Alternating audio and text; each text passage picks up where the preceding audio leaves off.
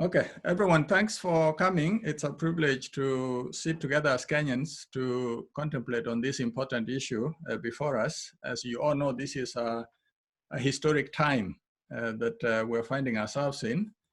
COVID-19 is not just a Kenyan issue. As you can see, it's basically a global issue. It's basically mostly in the Northern Hemisphere, as you can see on the map that you should be seeing on your screen. Basically, for those of us that study some of these things a bit more, what is happening is the disease was transmitted across the globe using airlines. And so actually, if you look at these cities across here, they're also the same ones that actually dominate global airline traffic. So it has actually been transmitted across the globe using airlines. And so even on the African continent, any of the big cities that you see that has a big circle is actually a city that has a lot of global connections. Therefore, that is how the disease got into each of these countries. So you can pretty much understand it that the biggest city near you is the one that is going to get it first, and then it will come to a smaller city. We call that hierarchical diffusion from the big cities down to the smaller cities.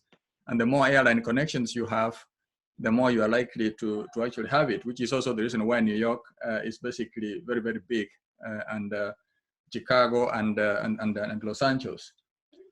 So as of earlier today, the US was standing at 1.13 million people sick, 65,000 were dead, 137,000 have recovered. In the case of Kenya, it's 411 sick, 150 have recovered, 21 have died. I did not see very good diaspora data. The only thing I was able to see is that we have lost 21 people in the Kenyan diaspora, but I've not been able to see any data in terms of the number of people that are sick or the number of people that have actually recovered. So obviously, as time goes on, we'll be able to get more and more of these numbers. So maybe I can stop the screen share here for a second. And then also bring up another map real quick, which I wanted to show you as we start. Which is this one here. So if I were to share it also for a second, it can pretty much give us a sense of where we expect most of the Kenyans that are going to be affected to be. So Dr. Kumenda, Texas, as you can see, is going to be very high in terms of number of Kenyans.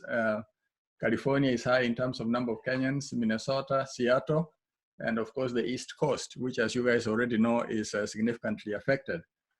So I'm here in Ohio, so luckily our numbers are relatively small right now, looking at about 18,000 cases, 1,002 have died, and the numbers are of course serious, but not as high as, for example, the East Coast. I was looking at Dr. Pam's place, Michigan, 41,000 confirmed, 3,789 dead as of earlier today. And Texas was 28,000 cases confirmed and 782 people dead. Obviously, these numbers are going to be changing with time.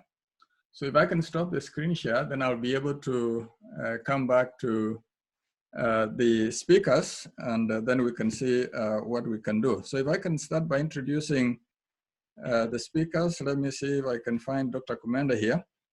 So Dr. Kumenda is an MD and MPH. He's a board certified physician in family medicine since 2002, currently serving Veterans Hospital, Michael DiBacchi Medical Hospital in Houston, Texas. He has served in this capacity for 18 years.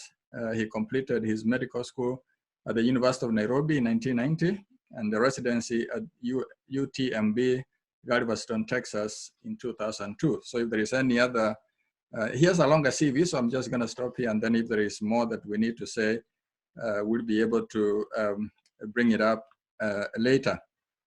So then we have Dr. Pam Mogaka, PhD in clinical nursing practice. So she does a number of other things, including being a CEO of DIA Awards, which is the Diaspora Entertainment and Recognition Ceremony, as well as other enterprises like Kenya Queens in the USA. And she's also the founder of the Dr. Pam Mogaka show. So she works in a very urgent and busy urgent care, but those are issues that she'll talk about a little bit later. And then, of course, I also mentioned that we have the privilege of having Dr. John Ngugi and Jane Ngugi as well. So Jane Ngugi is also a clinical nurse practitioner, and Dr. Ngugi is an MD. So both of them will come in with time. So Jane and John are here in Ohio with me. Pam is up north in Michigan, and Dr. Kumenda is the one that is a little bit further south from us. So we will have the opportunity for each of these speakers to say something about themselves as we begin.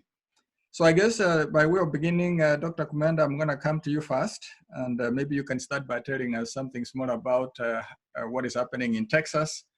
And we can make it maybe a minute or two introduction here, then we begin rolling down some of the other topics I've listed. Thank you. Dr. Kumenda.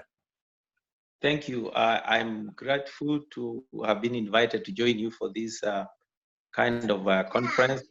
And I'm glad that we now have the technology that enables us to coordinate, even whether you're in Texas, you're in the south, you're in the east, in the west. Technology is bringing us very close. And we are meeting at a time when obviously we have challenges. These challenges not only are affecting Americans, but also affecting now most of us, especially those of us who are immigrants who came here, and we decided that the best careers to choose are the medical careers. Mm-hmm. I know that most of the Kenyans in Texas whom have been aware have either tested positive or have symptoms or clinical symptoms which suggested that they may have COVID-19 are all either working in the healthcare field or people who are kind of working in an emergency responders. So we do have challenges, and I've partly joined the group to see what we can do, because part of the problem we have is that because when you're a foreigner in a country or in a state like Texas, part of the reason why you try to stay and mind your own business is issues concerning status. So there are many of us who may not come in the open, but I thought this would be a good time to demystify that if you have an illness, even if you don't have status, you can still get medical care. And I would be willing to answer questions. I work mostly for veterans, but I think with the friendship I've developed here in Houston, which has many hospitals, including MD Anderson, St. Luke's, Baylor, we have Methodist and Harmon, I will be able to gladly answer any questions that can be presented in this forum. Well, thank you, Dr. Kumenda. So we can come to Dr. John Kamau. You can move maybe the mic slightly, but otherwise, if you stay there, that would be fine too. We can see both of you. And then Jane will come next. Thank you so much, Professor Kefa, for arranging such a meeting. I think it's well overdue and very timely, because as you can tell, maybe many Kenyans are not exposed to forums like this, and they have no way of expressing themselves, or maybe just giving their views on what's going on in this pandemic. We know this is a global challenge, but it is especially challenging for those in the diaspora, because you may find yourself lonely, you may find yourself away, you may find yourself isolated. And especially those in the diaspora without social support, it could be very challenging. And those who have been sick and those who have died, it has been a very challenging time. So for us to have a forum like this and thinking about it and putting it together, we want to thank you so much and just appreciate everybody who has spoken a word or two for this. Kefa and I work here, my wife and I work here in Ohio. The numbers here have not been very high, but those that we have come across have been very sick.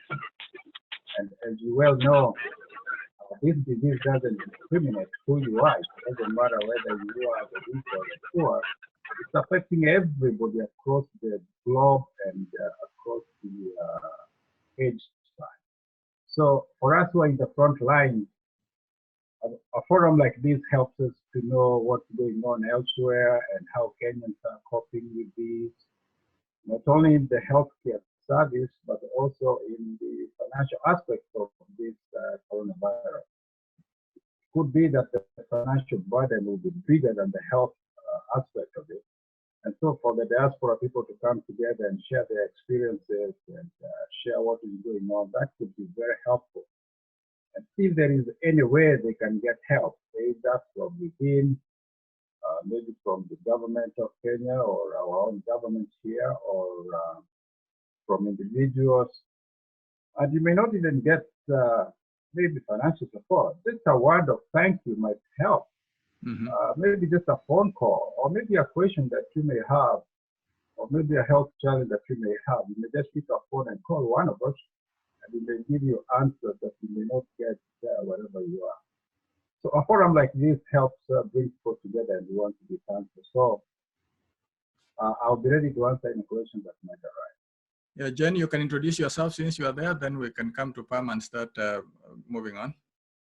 Well, Jen Kamau here, and for me, I thank the Lord so much for all of us, and even first of all for protecting all of us. That's why we are here trying to see how one can help answer questions. Even when you meet somebody else who has similar question, one can be able to share. So just for the Lord protecting us so far, we just want to praise Him for that opportunity and the grace that He has given us. So I thank God for that. And just like my husband has said, even where I am, we haven't had so many of those cases, and we continue to take care of the patients, and the grace the Lord that has given us has just been very sufficient. So I'm grateful to be part of this meeting, to hear and know exactly what one can do, even to encourage somebody else who could be discouraged, or even somebody else who could be suffering from this disease and they are quarantined, they are in their house, and really they are just lonely there, just not knowing what to do. So having a forum like this one may help us. Somebody may suggest, may say there is so and so who is somewhere and they are quarantined in the house, and probably they don't even get a phone call from anyone, and this could be an opportunity to know who is that, and how can one reach to them and encourage them and hear what is happening to them and what they are doing about the disease. So thank God for this opportunity. Well, thank you, Jen. Pam, introduce yourself, please. Hello, hello. Thank you so much. I'm excited to be here too. As Professor Kefa has said, I am Dr. Pamela Mogaka. I'm a doctor in nurse practitioner. I live here in Michigan. You know, Michigan has been one of the hot spots for this coronavirus, and we have a lot of patients in our, in our group that, in our practice that have been affected by coronavirus. But as the rest have said, I thank God I'm here. I thank God that we are still here and God has been able to protect us from the coronavirus. Thank you, Professor Otiso, for having us, and we really appreciate. I appreciate everybody, Jen, Dr. Ngugi, and Dr. Kumenda. Thank you so much. All right, we can start moving to the second session here. I'd like to encourage participants start making use of the chat area so you can start typing your questions, because we'll be coming there shortly. So the next place is maybe to go to the science of this disease. I don't think there is a whole lot we haven't had on TV already in terms of person-to-person dissemination, and the issues of using social distancing to basically try to reduce the transmission of the disease and wearing masks and those types of things. But I'm going to come around starting with Dr. Kumenda. Anything that perhaps you can update us on in terms of the science and transmission? In a minute, we go around and then we come back to a different issue. And please, if you're not talking, mute yourself. Needs to know. The thing that all of one of us needs to know is that this is a new virus that is zoonotic, that has come to infect humans.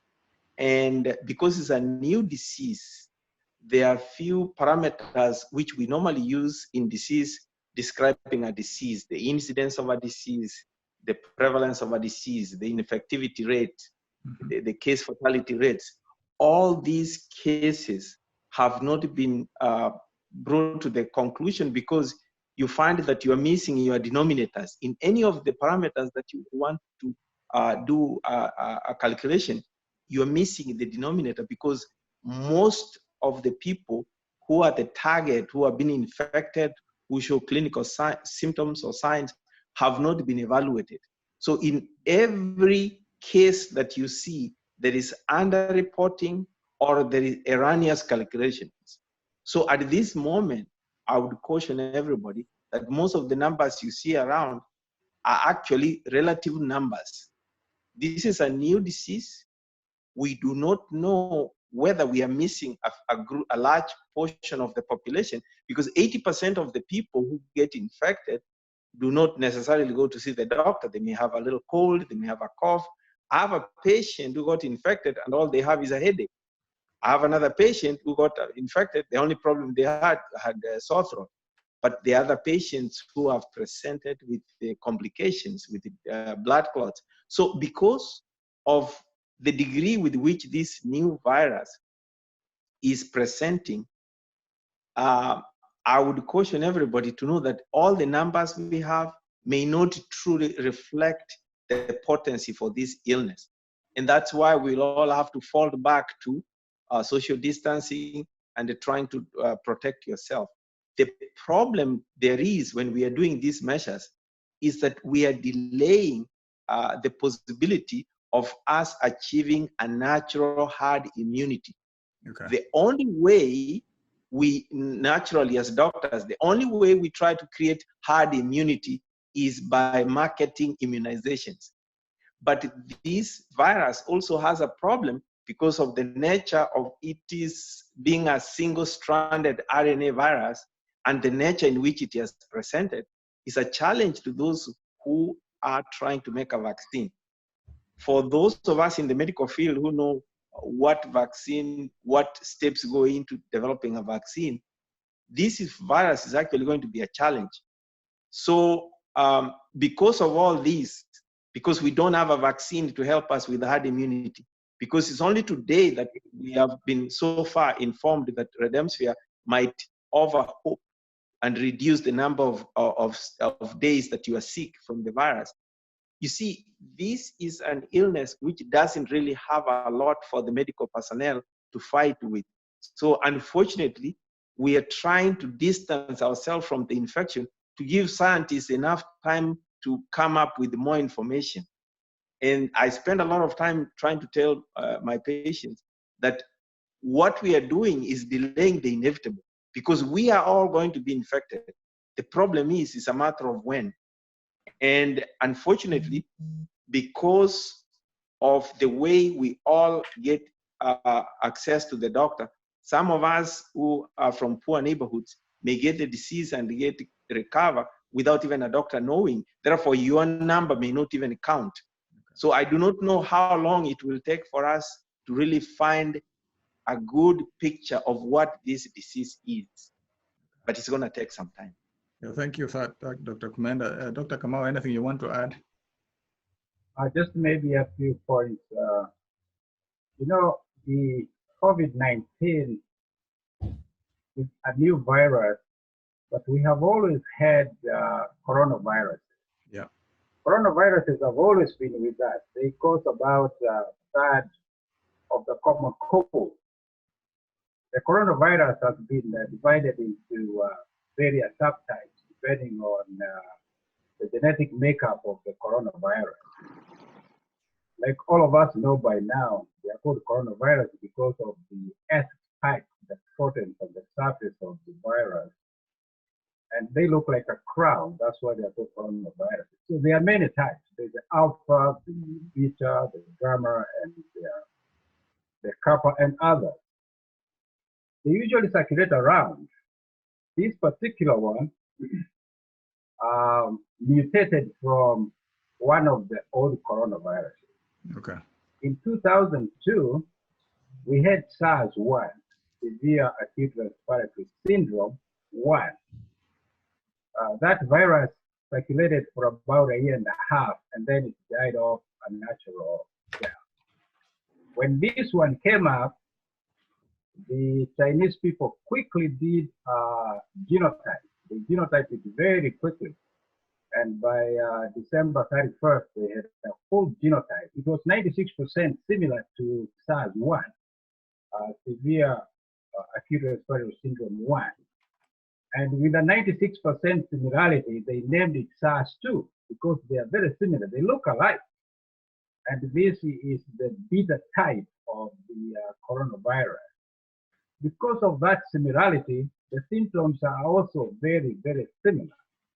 And because it was discovered, or it mutated in 2019, the World Health Organization then called it coronavirus 2019, giving it a name called COVID-19. And COVID now is the disease, but the cause of the disease is the SARS-2, SARS-2. Okay. Now, this new virus, we call it novel virus, not because it is acutely new, it's because it has mutated. Usually these viruses mutate within their natural environment. They affect animals and birds and others. In 2012, we had the Middle East respiratory syndrome. It's a coronavirus as well, very similar to this one. Now, this particular one, the Chinese want us to believe it came from a bird, and then it in that sea market in China, in Wuhan province, it got into the pangolin, which is one of those reptiles that the Chinese eat. And then from the pangolin, then it affected humans, and then from that point going forward, it is now human-to-human transmission. This virus is serious because the infectivity is very much higher than the SARS-1. And now with the SARS-2, we are seeing that the infectivity is something we call R0. It's something close to R0 2.3, close to 3. In other words, if one person gets it, you infected 3 others. So the infectivity curve is much higher than the SARS-1. If you compare it with the normal seasonal flu, it is the seasonal flu has R1.1 or 1.2. In other words, if you have the seasonal flu, you only infect one more other person. And then the death rate is much higher. For SARS-2 or COVID-19, you're seeing a death rate of anywhere close to 5.5%, which is much higher. SARS-1 was even higher, was 10%. Okay. So we really don't know the direction this thing is going. If it follows the natural history, it will either die off or it will be here for a while. We have the seasonal flu that comes every year in a seasonal format. And this virus is being similar to all these other viruses. We only hope that it will not have the seasonal variability. But since it is still novel, we don't know the direction it's going. But one thing is for sure, it's going to be here for a while. Okay. Because now it's global and the infectivity is still going on, and it's much more serious than all the others. Yeah, I think, Doc, you've managed to scare me more than I thought I was very comfortable. But you are right. We need to take precautions. So I want to bring in the two ladies, but switch the topic slightly towards why it seems to be affecting Black people quite a bit. So Pam, you'll go first, and then Jen, and then there's another science thing we'll bring up a little bit later on in terms of what the two doctors have already discussed. So Pam, this issue of infecting Black people more. I think, thank you so much again for giving me the opportunity. I thank you, the two doctors. It's a lot of important information that we are learning every day. Mm-hmm. For me, I feel that the reason why it's affecting Black people more than white people or other people of other race is because of most of the Black people have comorbidities. They have other diseases that are affecting them. Some of them have diabetes, some of them high blood pressure, Some of them have smokers. So this combination, already they have history with COPD.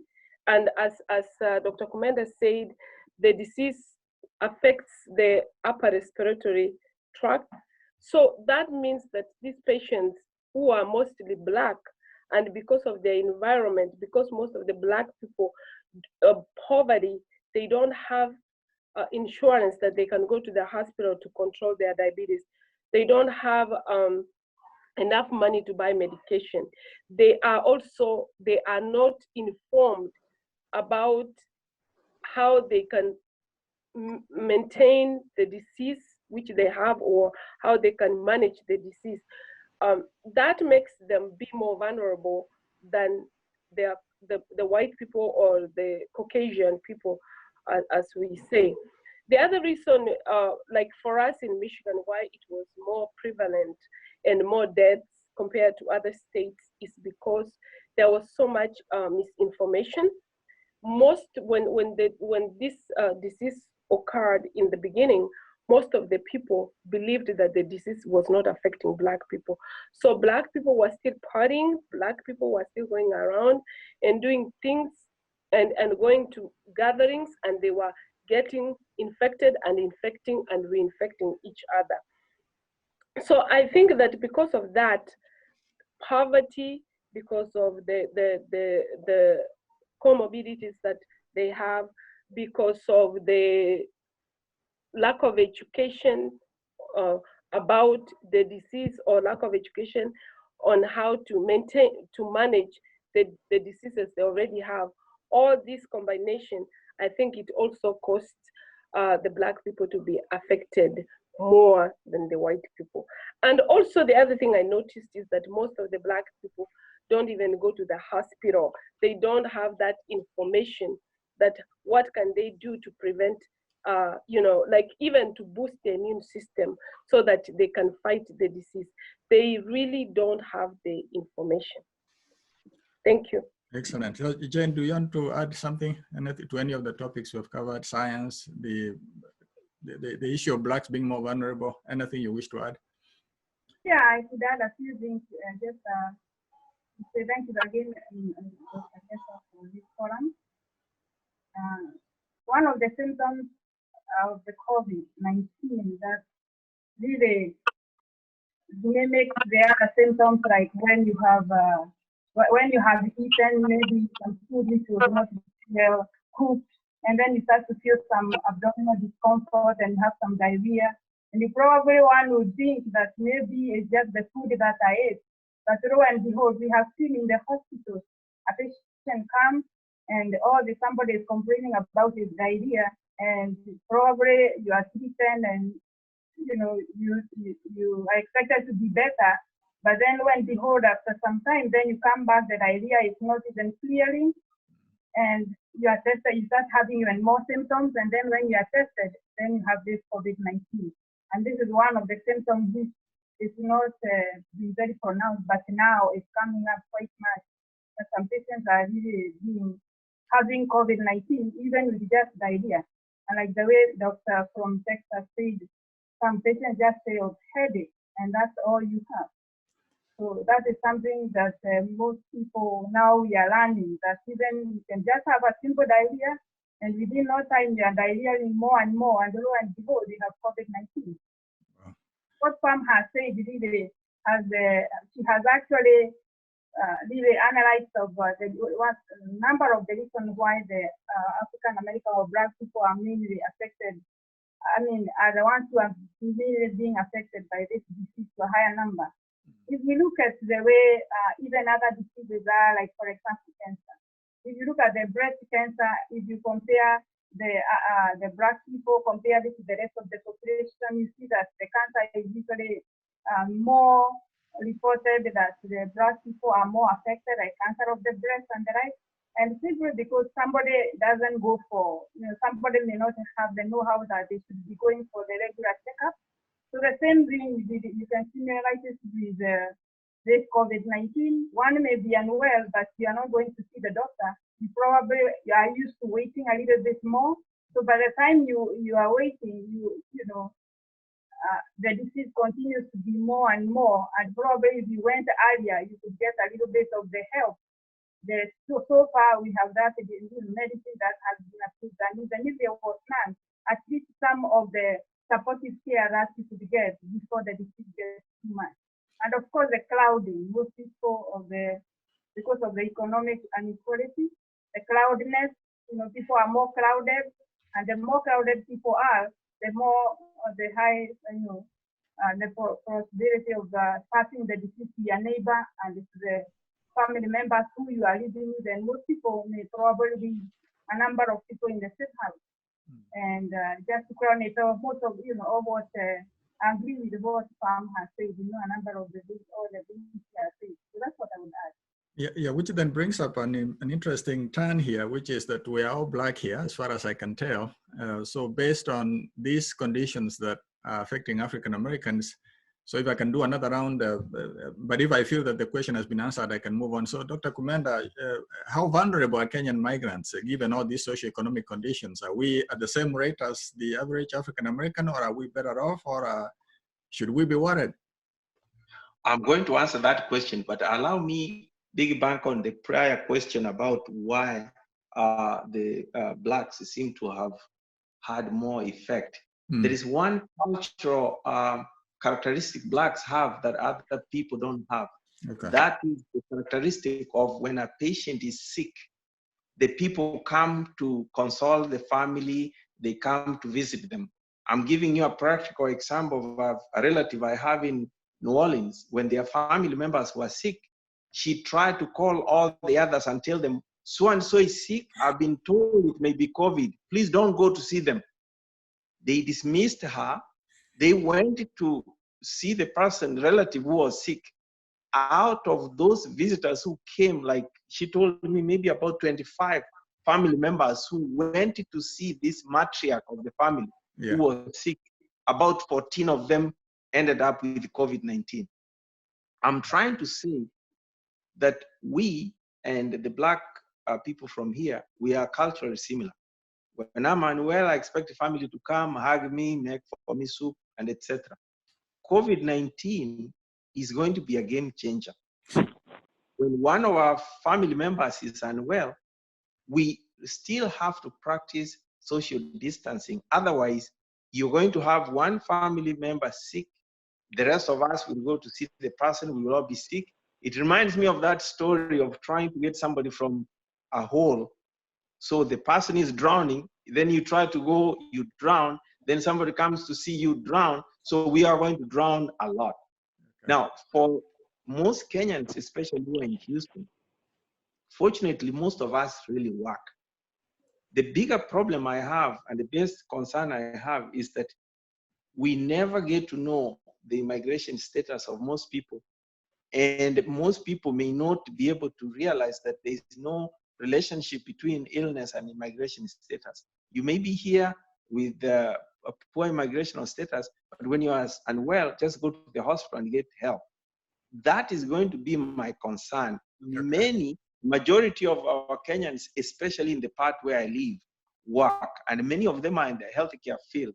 We have so many pharmacists, we have so many nurses, we have other people who are the LVNs, we have other people who are working as CNAs, we have many people working in the healthcare field. And I know that if they do not do social distancing and use hand washing and all these other preventive objectives, we are going to have many affected because many of us work in the medical field. Excellent. So, Pam, do you want to add anything to the vulnerability? But it looks like it's more of an economic issue for us as diasporans then. Can you unmute? You are still... Oh, okay. Yeah. Thank you so much, Dr. Kumenda. I think that I also concur with you because of our cultural background. It is more, we are more vulnerable to get the disease, and we are more vulnerable to be infected compared to other people. But I also think that one thing that is very, very important is, like some of us who are in leadership, we need to keep educating our people. I can give a quick example because my brother was very sick in the house. He had COVID-19. He was here in the house. And for me, it was a great challenge to keep him, quarantined because he was staying in my basement. It actually took me to calling my brother back in Africa and saying that if he cannot keep staying in the basement, keep that distance, because I have children here, 4 children. I have my old mom in the house, and for me to allow him to stay, and he was sick, he was very, very sick, he was coughing, he had all the symptoms, and he has a history of smoking before. He used to be a smoker. So he was more, really, it was really very challenging for him. But because of the grace of God, we were able to contain it. He's now well, and we thank God. But through that, I learned that there are people who are not as strong as me, or who can be very strong and firm and say, you know what, you have to do. I was, if I tell you the truth, I was like behind him. If he did something I knew it was going to jeopardize anybody, I would quickly go behind, clean behind. If he touched anything, clean behind. I instructed my mom, she was not coming any close to him at all. And we were able to contain that with all of us in the same farm, in the same house. So I think that what Dr. Kumenda has just said is that as Africans, we have that challenge of the culture of togetherness, the lovingness, the hugs and everything, but we have to change. This is a game changer. We have to educate our people to know that if they have somebody who is sick, there is no stigma about it, but education, knowledge about it, and how to keep social distancing, how to disinfect. All these are gonna help to decrease the infection rate. Thank you. Yeah, I think that is a good point to start moving to something slightly different. But I was looking at the data on Kenyans in the US. I saw that 41.8% of us work in education services, healthcare, and social assistance. But I work in education. I know that the number of us in education is about 15%. So you can actually say about 1/3 of us work in healthcare. And that makes us vulnerable. But also, I wanted to go back to what all of you said a minute ago, and actually mention that I'm so glad we had the panel session, because whenever we hear of why Blacks are being affected most, we hear the negative aspect. I've never actually had this social explanation, Dr. Kumenda and Pam, you have actually brought up, and some of the other good points that we're hearing. This is actually why we need to be in charge of our own conversation, because otherwise you keep hearing we're bad people, we're whatever. I did not understand, even myself, I missed the basic connection here, which is that it's because we are fairly more social than everybody else, which then raises issues later on we'll say a few minutes about in terms of what is actually happening in Kenya then, because in Kenya it's the same thing. We're very social people. So if it gets in the population, it is going to be very difficult for us to be able to control it. So if I can move on a little bit, Dr. Kamau, I'm now coming to the question of testing. Notice that I'm cutting the conversation a little bit so we can cover as many things as possible. And panelists, if you think there's something you want to go back on, you can still mention it when I come to you. So the question of testing, should we all go out there and look for testing, or what would you advise? Because I'm told that tests are very much in short supply, Dr. Kamau. What do we do? Yeah, the testing now has been structured here in the US far different from all other countries, maybe because of resources availability. Like in the hospital, there is a protocol that we have to follow. Okay. If you are completely symptomatic and you want a test, we tell you no, you are not eligible. If you have mild symptoms that look like a cold and you're not sick, you're young and healthy, we say no, you should not be tested. If you're a healthcare worker and you develop symptoms, at that point, you get tested immediately, you are quarantined and kept away until you get better. And obviously, if you're very sick and you're elderly, you come to the hospital, we isolate you in an isolating room. We get you tested, and until you prove otherwise, you're kept isolated for the period of time you're in the hospital. Now, the testing that we have at the moment is called RT-PCR. In other words, the fast and quick test polymerase chain reaction test. That's what we have. At the moment, it's taking about 24-hour turnaround time. It's taking a little longer than we really want. The best test would be a point of care test where you know that test is positive or negative within minutes. Okay. At this point, we have antibody testing that will tell you within 5 minutes that you have had coronavirus, you've developed some antibodies, but that is a retrospective test. In other words, it just tells you you had a coronavirus some time ago, we don't know when, but you developed antibodies, you are now immune.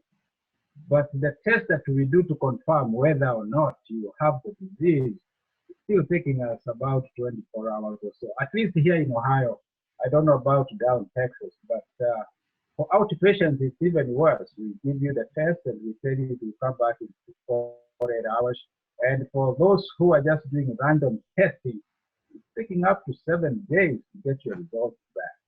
However, to come to your question whether all of us should be tested, I think for us to reopen the economy, it becomes an economic challenge, because if you want to go back to work, it's important to know whether or not you have had the disease and whether or not you're immune. For example, if somebody is going to operate a restaurant, you want to know whether those workers you have are all immune, so that when they are serving other people, they are not transmitting the disease.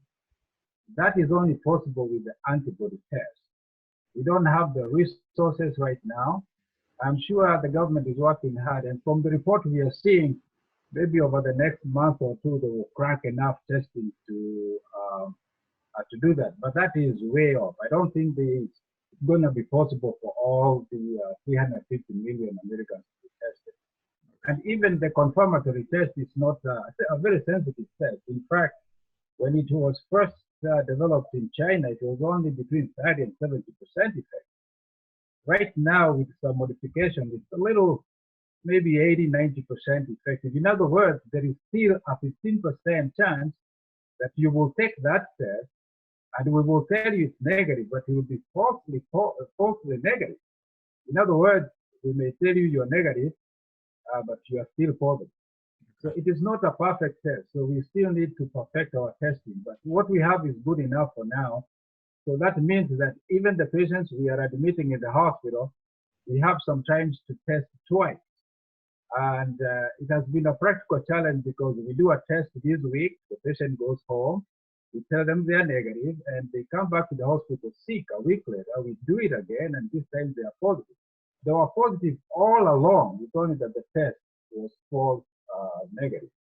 So it's the challenge we have right now, and we are doing a few other confirmatory tests. For example, if we think you have COVID-19 and you're very sick, you're coughing, you're short of breath, you're having symptoms suggestive of COVID, we do a CT scan of the chest to see whether or not you've got a dose of particles and infiltrates that would suggest a viral pneumonia.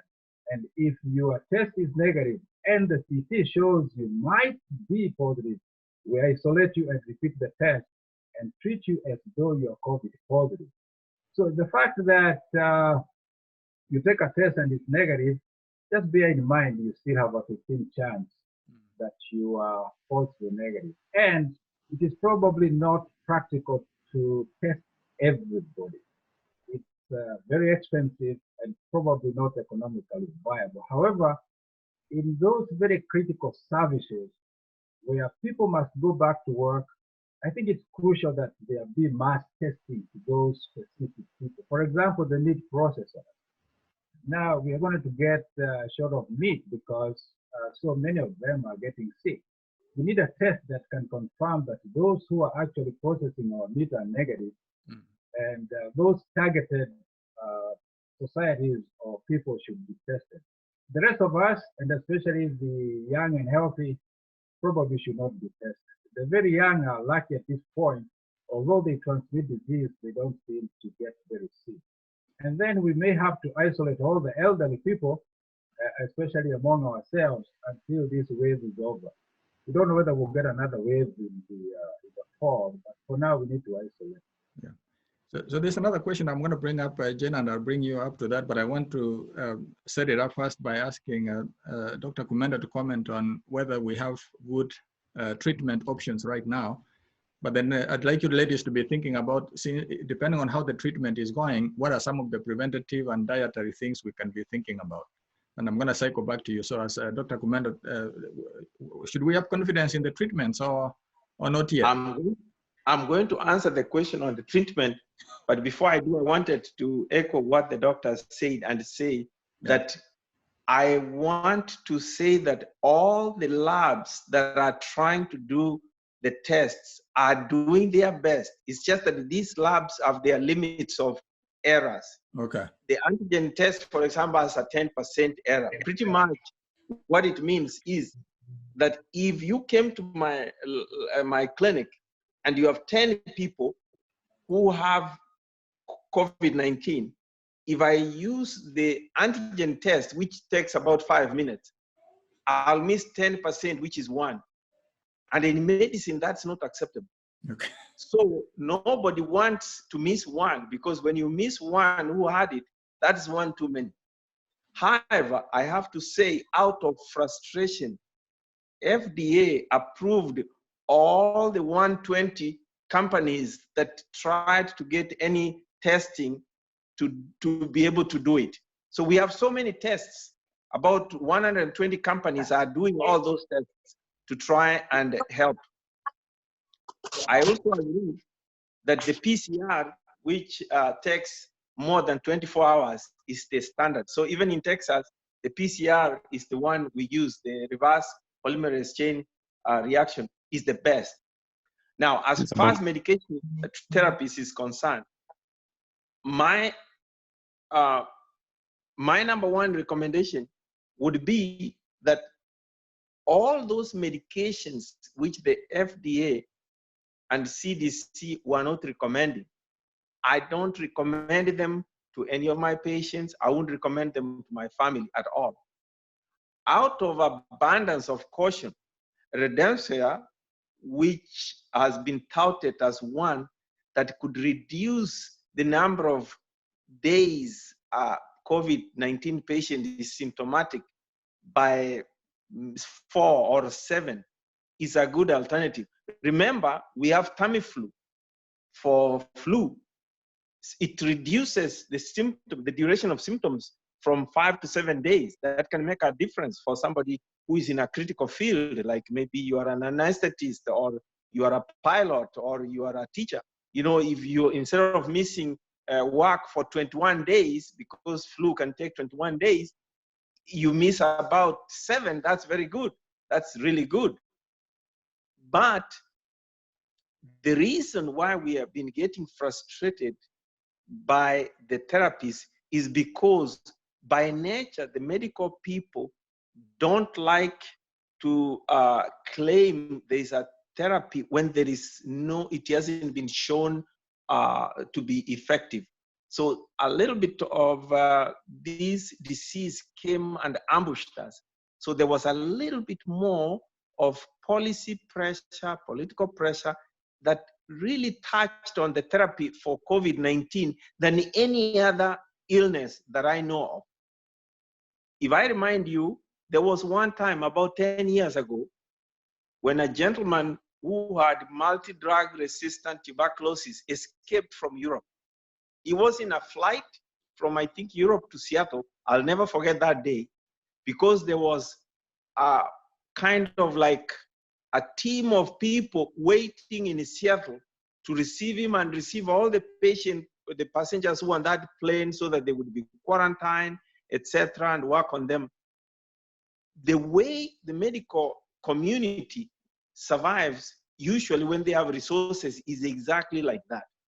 But for COVID-19, because we've been caught with our hands down, we've really been forced to do with whatever we thought can save life.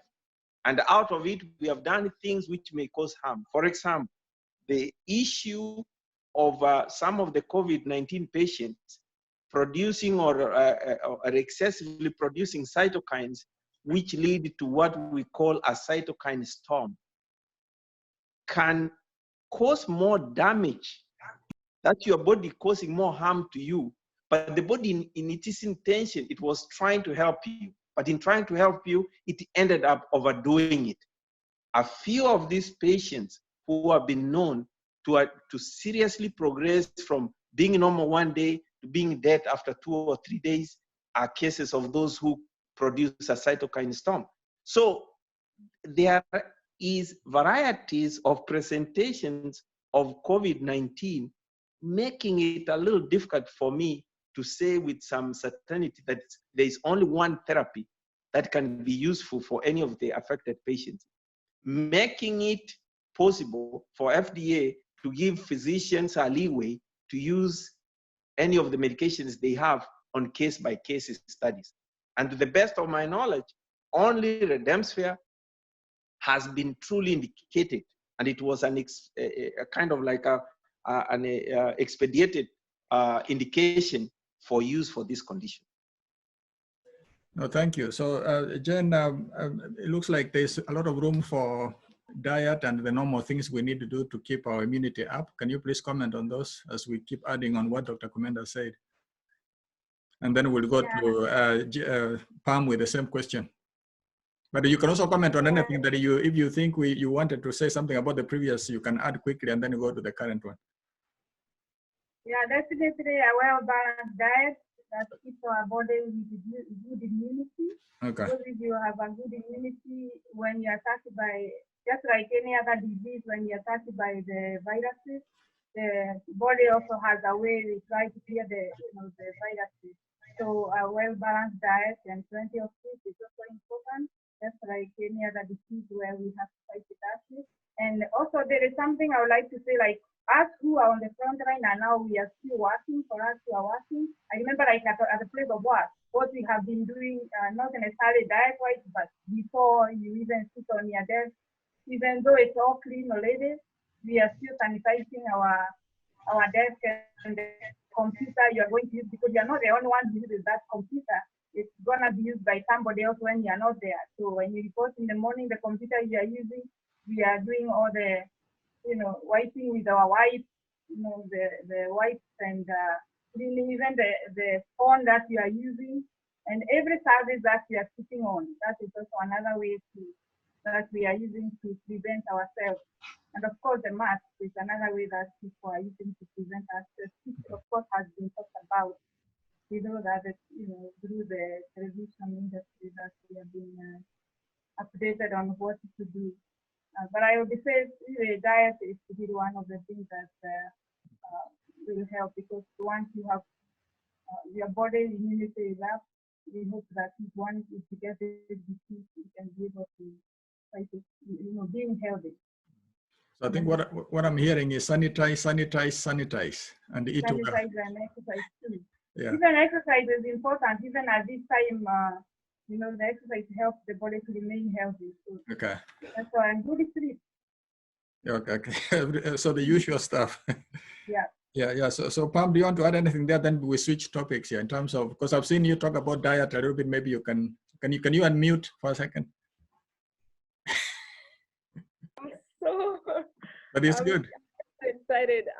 Thank you so much. Thank you so much, guys. You are doing an amazing job, Dr. Kumenda. Thank you so much. Jane, thank you. For me, I think that as most of you know, and most of our listeners know, is that viruses are harder to treat than bacteria. So the biggest problem we have is like with corona,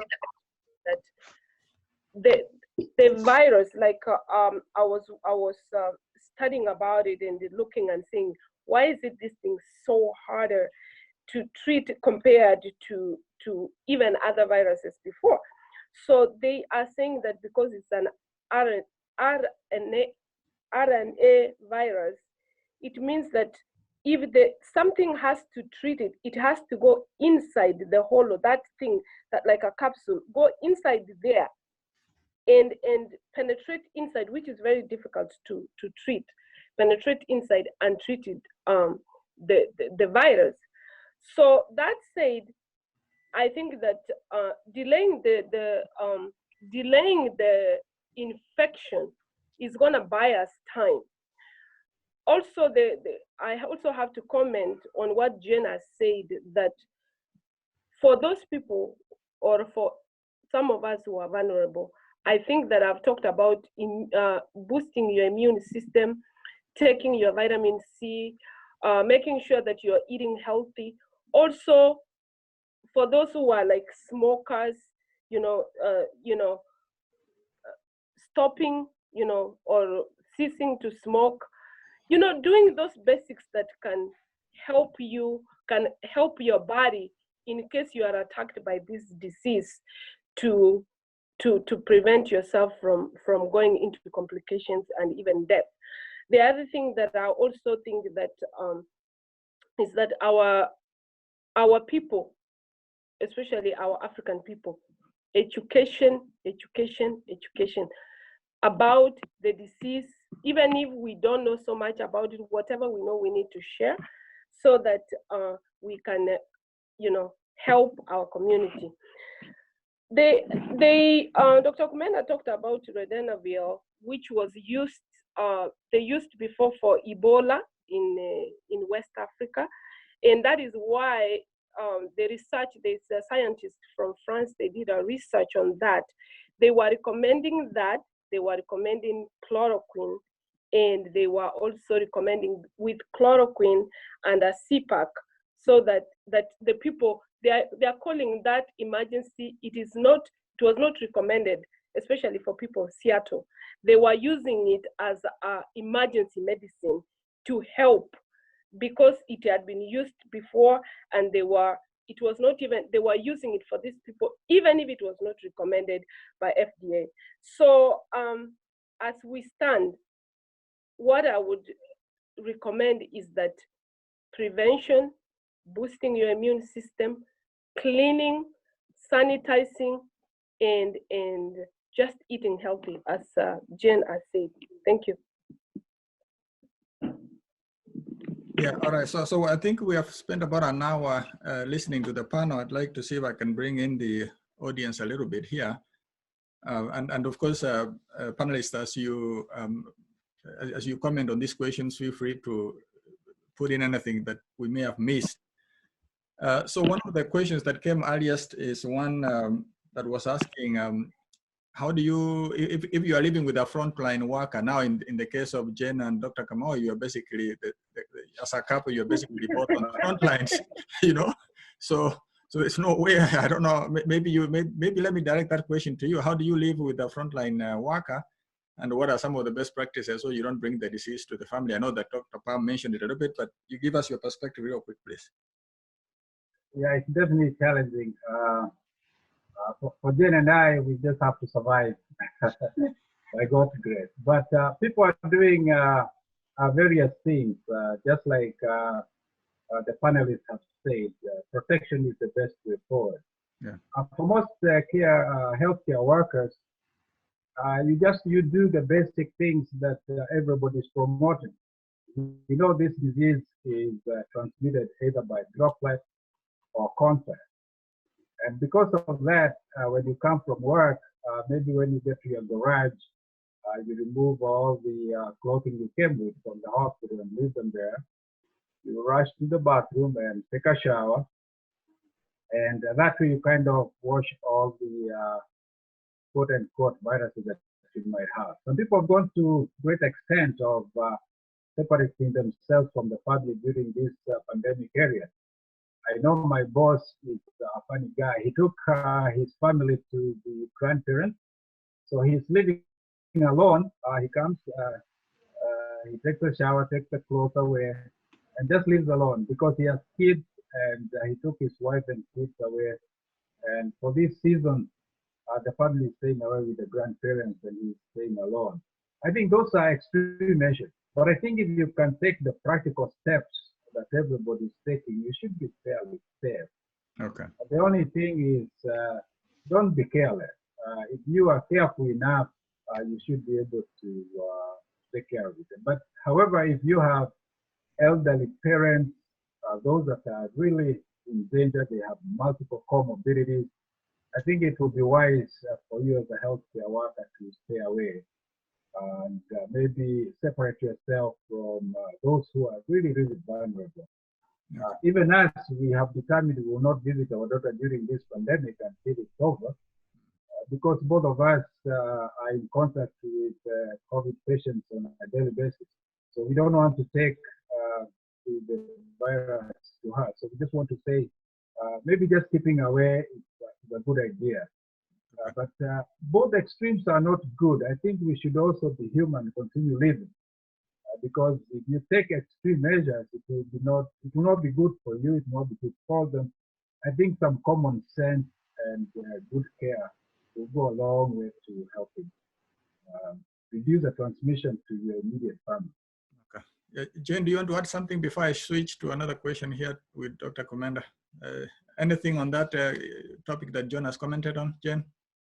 Yeah, actually, that's actually what is basically happening to most people. Even grad children, you don't want to go to the grad children. That's what even I know. I work with some people who have not even seen their grad child. For example, if you have, like, you know, a grad child was born, but they haven't seen them. They have only been receiving the pictures of the grad children, and they miss them. They've been talking to the daughter about the, you know, about the Skype. But you know very well, you're on the front line. You could go and see that grad child just as a normal regular time. But you know what you are doing to them. You know, the best thing is to protect them. So all these things are happening, and with a better understanding that it is true they have been born, they are your grad child, or it is your sister's child, it is your cousin who has been born. There will be a time when you can really safely go and see them. Yep. So I think it's just a matter of really understanding that it's really for their own, for your own benefit, you know, transmitting the disease to them. You may not be sick, but you know, coming into contact with the patients on a daily basis, you carry a higher risk of even to a newborn child. Right. So even the newborn children, it's also good to realize that even if you have a friend who has a newborn child, there is no need to see them at this time if you really are on the front line.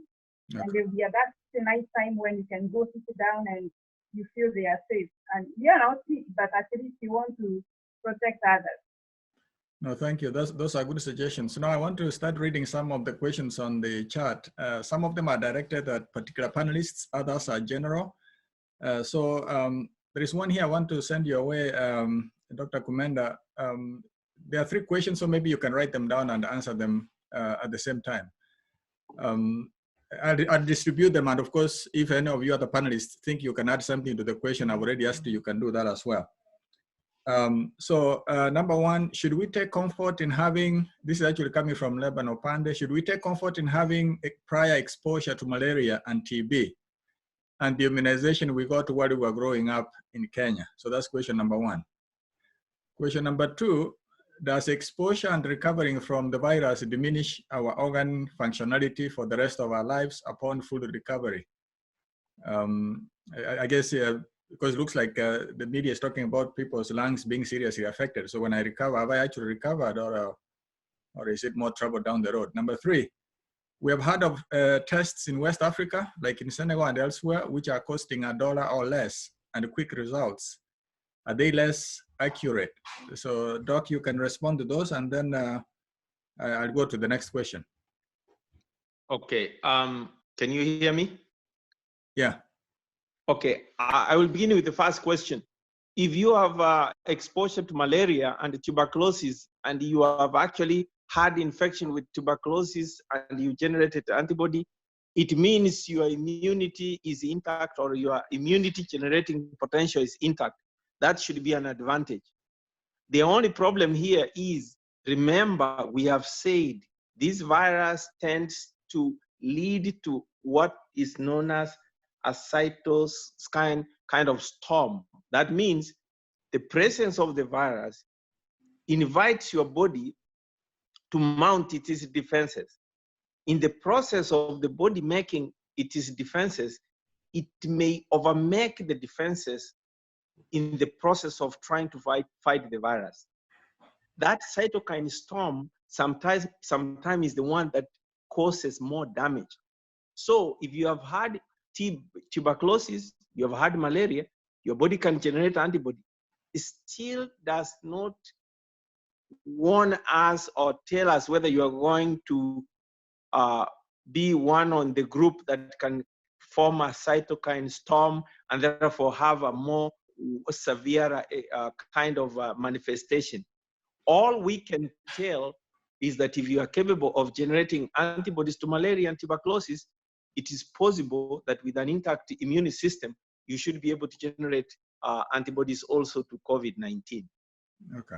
Exposure to COVID-19 and recovery, does it lead to damage of organs? This is an ongoing area of intense research. Those of you who have read papers could attest to the fact that in Korea, they found out, I think yesterday I read in the papers, that all those Koreans who were being informed that they had tested positive the second time, on a closer reevaluation of why they were positive, they found out that the positive RNA was from the RNA which was part of the lung damage. Let me explain in a simple way so that everybody understands. If you are infected with COVID-19, we look for your RNA, we do the PCR, we find you're positive, we say we are positive. We go on checking you after 10 days, we check it one day, we find it's negative. We tell you, you go home, you're okay. A week later, you come to the hospital for another reason, you have fever, we check it and we find that it's positive. In Korea, a large number of those who are done, they found out that actually the RNA they had was the extra RNA which was coming from damage to the lungs. So it was not really a reinfection. So there's ongoing studies right now to try and find out what type of damage there is. But I can tell you, if COVID-19 causes you to have a blood clot in your kidney is not likely to be happy for a very long time. If your COVID-19 makes you have a blood clot in your lungs and you develop a pulmonary emboli, depending on how many they are, if they are not large enough to kill you, you're still going to have some problem. So this is why intense clinical research is going on to see which will be the long-term effects. Now, as far as the test in West Africa, which I myself saw on, I think on BBC, about the $1 test, the history behind it is that in that area, the labs there had done extensive work during the Ebola time. They are primed to quickly transition from studying Ebola to any other new virus. The tests they are doing are antigen-based tests. There is a difference between the PCR tests, which we used as a gold standard, and the antigen tests they are doing. If you actually have a very good antigen test, it can be very cheap and you can do it very fast. Those are the tests being done in West Africa. What will bring their test to the world market is to see what is their positive rate. What I mean is, if you give them 100 patients who have COVID-19, is that $1 test going to pick all the 100, or is it going to pick only 90 or 85? And that I leave it to the researchers who are still working on it. I can tell anybody who is in America, if there was a test in West Africa which was $1 cost and it was very effective, it could have been in Houston long before we started this discussion. All right. So Dr. Kamau, there's a question that was directed at you. So one is there are indications that the immunity from infections does not last long and the people can be reinfected. Can you comment on that? So that is number one. I want to give you another one real quick here. And I think it may have also come from the time Jane was talking about home remedies, but it says Dr. Ngugi, so I'm going to direct it at you and both of you can comment if you wish. The second one is, how about the home remedies like Mwarubaini, neem, ginger powder? Would you recommend people use that?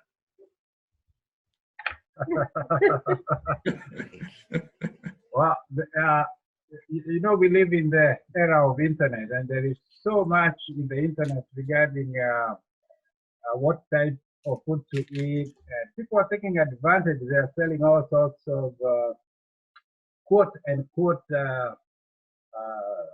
foods that would raise your immunity. All those things have not been proven. There was a huge study done by the American Medical Association regarding food supplements, I think 2 or 3 years ago. At that time, they put together all these food supplements that are on the shelves of big chains, and they found that none of them work. Literally none of them work, except vitamin D and vitamin E and one other one. But most of them don't work. In fact, they discourage practitioners from prescribing any of those. So we in the medical field no longer prescribe those quote unquote immune boosting medications or immune boosting foods because they don't work. Let me tell you what works. The natural God-made food. Don't buy vitamin C from the store. Go buy an orange and eat it. The vitamin C in the orange is far superior and far better than buying what has been synthesized, because we don't know whoever is making that vitamin. We don't know what they have done, the concentration. The FDA doesn't evaluate these things, so we really don't know. So all those things we are doing in the internet and selling, it's a billion-dollar industry. But majority of it scientifically does not work.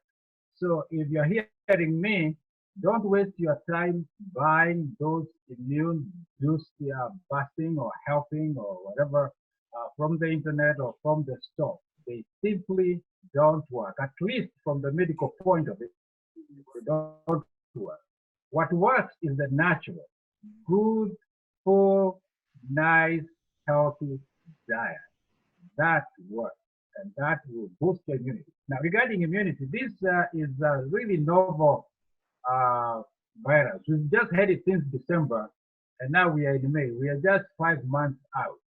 We really don't know whether the immunity you have developed will be long-lasting because this has only been a few months.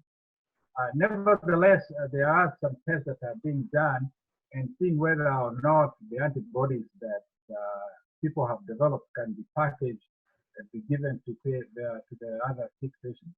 But that immunotherapy is going on now. There is a study going on as we speak in Italy where they take the convalescent antibodies of people who have been sick, they have recovered, they have the antibodies, and they take their blood, they concentrate those antibodies, and they give it to the sick people. But that study is ongoing. It hasn't yielded good results as yet, but it's showing some promise. So we really don't have an answer regarding immunity. We don't know whether count fall, you will still be immune. We don't know. But going by the viruses that have been, for example, the SARS-1 and the MARS, the Middle East respiratory syndrome, it appears that that immunity did not last for a long time. So we don't know about COVID-19 yet. All right. So there's another question here. I don't know who is going to take it. It says, can other antiviral analogs work? So that is a question from Eric. So can other antiviral analogs work? So you guys can write it, and then when I read another question, you can decide who is best placed to answer it.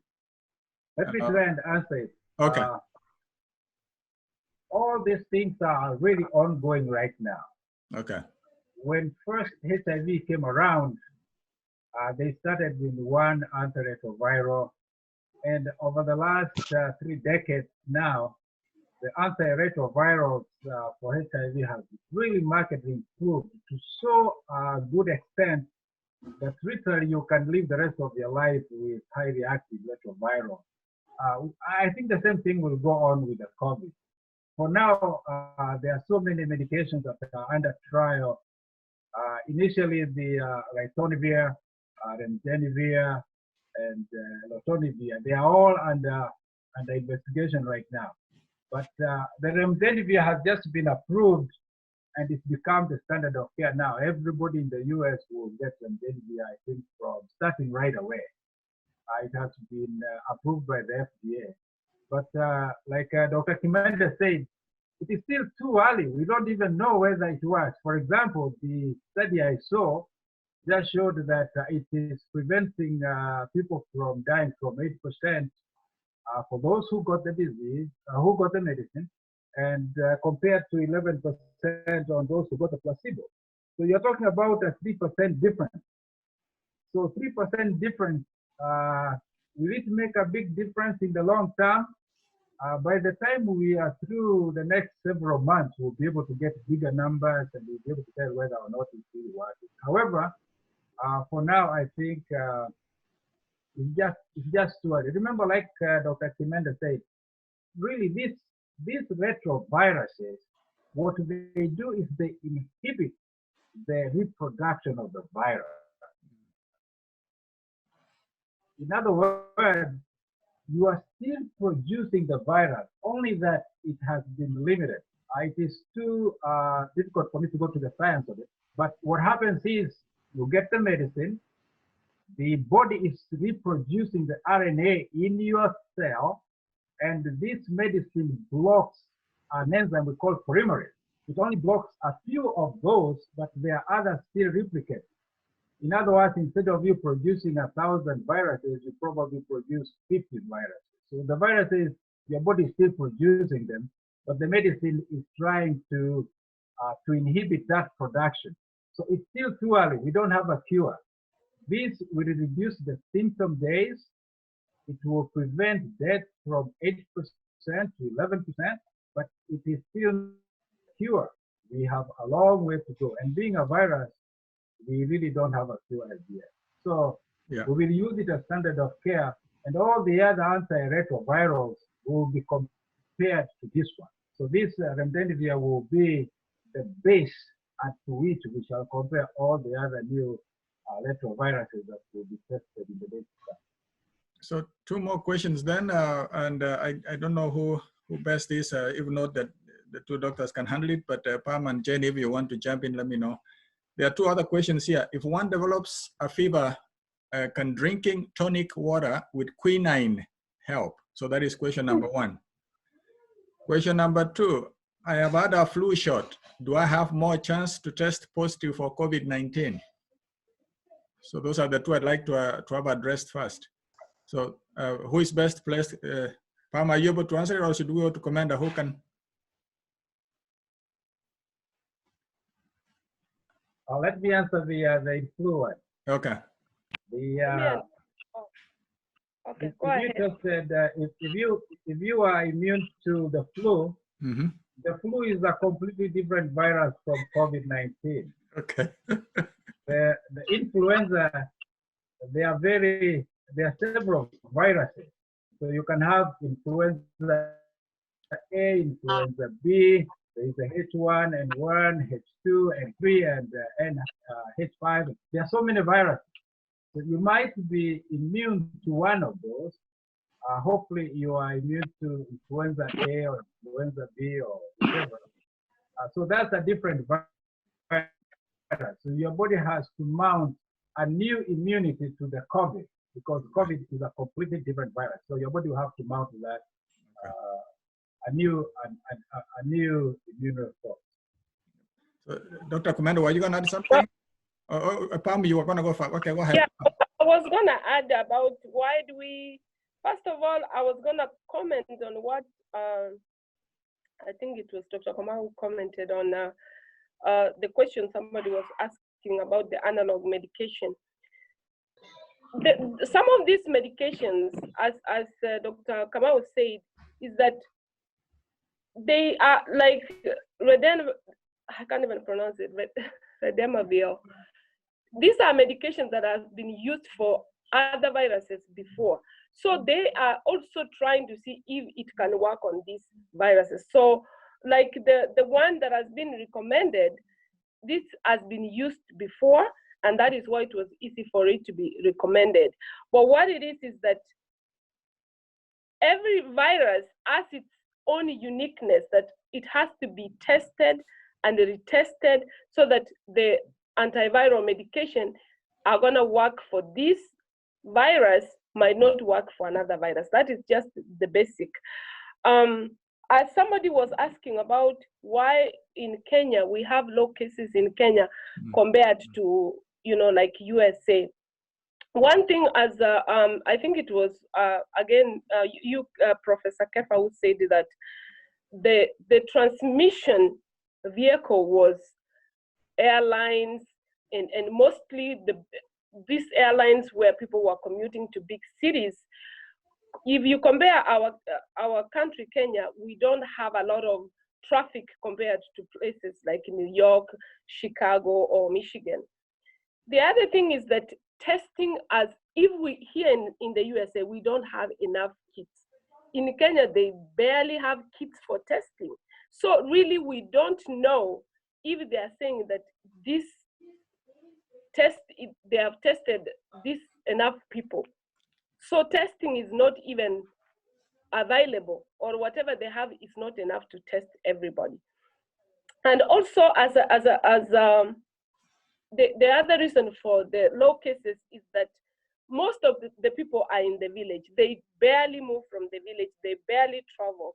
I think that also helps, and that is why right now they are recommending that people stay. They don't have to come to the big cities, because they know that where this people are crowded, it's going to transmit quickly compared to the people in the village.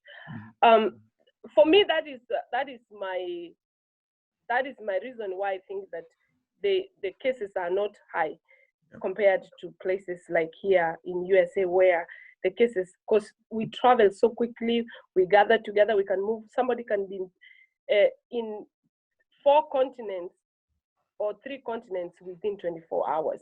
And that person, will be, if they have COVID-19, will be spreading in the plane, in the people they meet.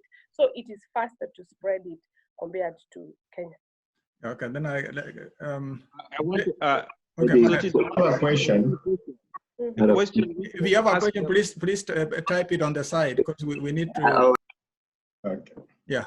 Prof, I wanted to answer the question on the person who said, can they use tonic water when they have fever? Yeah. I would encourage anybody, each and everybody listening to all of us here, including us who are doctors, when you have a headache, you try to look and see whether it was because the sun was hot, the room was hot. Try to think of what would it be. If actually you find you have been so stressed, sometimes if you drink water, it doesn't have to be tonic, and a few relaxation techniques, yoga, the headache can go away. If it doesn't go away, try to use Tylenol.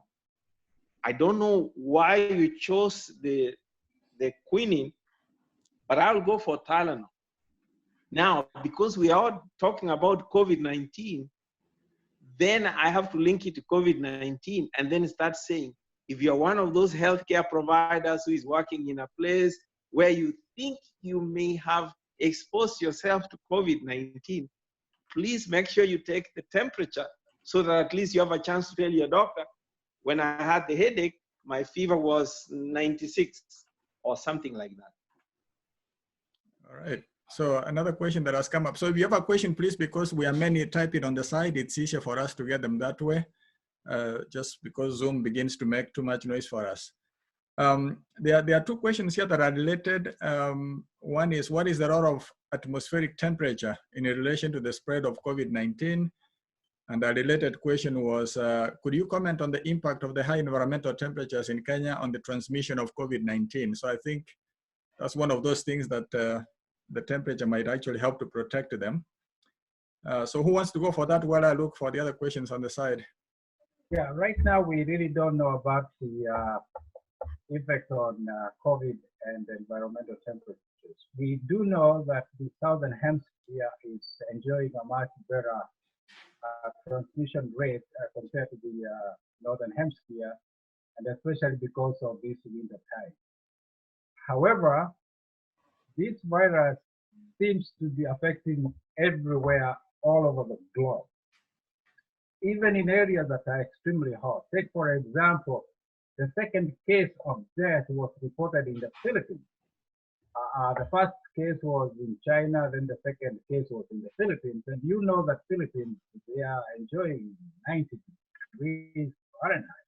So I don't think the temperature will make a big difference. For example, if you go to Mombasa, the temperatures are very high and the humidity is very high, but still people are getting the virus. So I think the infectivity doesn't care about the environmental temperatures. We hope that it will be like one of the seasonal common cold type viruses, but COVID-19 is proving to be a little different. So we don't know the nature of it, but we are now in May, June is here, and it will be very warm in July. We'll see how it goes. But it appears to us at this point, it doesn't matter whether it's in Australia, because Australians have very high temperatures right now, but still they have cases there. They are not as many as they are here, but still they are there. It appears to us what really matters is the vulnerability of the people who are getting it. If you are elderly and sick with multiple comorbidities, it doesn't matter where you are. If you get the virus, you are very sick. Okay. So I think that is what really matters. But regarding the temperatures, we don't know. But it appears like nobody is safe. Yeah, then there is a quick question here. We're almost running through them. Then, you know, audience, please give us more questions. We're almost running out of them, although we may have to cycle back to the panel so that we can start concluding here. So I see, I don't know whether it's a suggestion or something any of you panelists can talk about, that somehow if you have lemon or orange peels and you add them to paracetamol and ginger and garlic, that can help a little bit. I think, Pam, you were, go ahead, Dr. About it. The thing about lemons, oranges, they are high in vitamin C. And vitamin C usually works to boost your immune system. So, and also something like ginger, it is an anti-inflammatory. So I think when you take, like the way Dr. Ngugi said, you take a natural vitamin C, it is observed in your body better compared to the capsule or the one you buy from the store. So that is why, especially also in Africa, where the vitamin is there, the oranges are there. That is why we were encouraging people to take natural vitamin so that they could boost their immune system. I would add, Dr. Otiso, that the mechanism of protection from the vitamin C versus blocking the COVID, we have to distinguish the two. COVID-19 is predominantly acquired through respiration. That's why we try to tell people, avoid touching the eyes, avoid touching your nose, avoid those two places. But if you swallowed the COVID-19 to your stomach, the acid in the stomach will take care of it. I've had this, many other doctors in another forum have that discussion. And the consensus is when you're taking the lemon, the vitamin C, the protective mechanism is through the boosting immunity rather than you being able to protect yourself from COVID-19 through the GI system. I think a lot of people have talked about immunity today, and I think we probably need to add one or two things. The mechanism of body immunity is a very, very extensive, very detailed way, the way God created us. Now, it takes a long time to personally develop a good health system. It takes a long time for you to build your body. So if you are sick today and you take vitamins today, that may not help you. It takes a long time. It takes weeks to months and maybe years for you to develop a good immune system. For example, the diseases that are affecting most people are diabetes and hypertension and coronary artery disease and peripheral vascular disease. These diseases have something in common. They are all dietary diseases. Most of them can be reversed. If we can get into our diaspora people and tell them, if you have diabetes, especially the type 2 diabetes, there are two types of diabetes, there's type 1 and type 2. I'm talking about type 2. Type 1 is a completely different animal. That is a situation where you don't have insulin. But type 2 diabetes, you can reverse type 2 diabetes. You can control high blood pressure. And when you control those two, you will control all the other comorbidities that come with it. Coronary artery disease, peripheral vascular disease, strokes, and all those others. If you do that, then you build your body immunity. And when your body immunity is good, alongside good diet and exercise, when viruses come, your body is ready to fight them off. But if your immunity is poor, your diet is poor, you're diabetic, hypertensive, when a virus comes around, your body does not have the capacity, or it has reduced capacity to fight natural infections.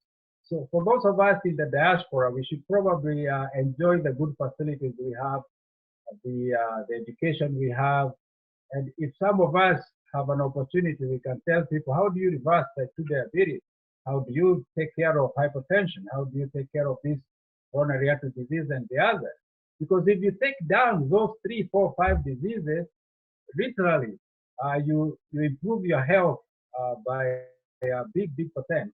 And when these other things come, then your body is ready to fight off the natural immunity that you've already developed. But it takes work, it takes determination, but it is doable. And for those of us in the diaspora, we can do that because we have the ability to do it, we have the resources, we have the education, we have everything at our fingertips to reverse these diseases that are taking people down. So there's another, we're getting towards the end here, so I want to hit on some questions here very quickly. There's one here that seems like it was addressed, Dr. Kamau, at the beginning, but any of you can take it. What is the accurate rate of testing tools for COVID-19? Could someone comment on the needs for continued isolation of negative tested individuals for several days or even weeks? And then, are there any mutations in the COVID-19 strand?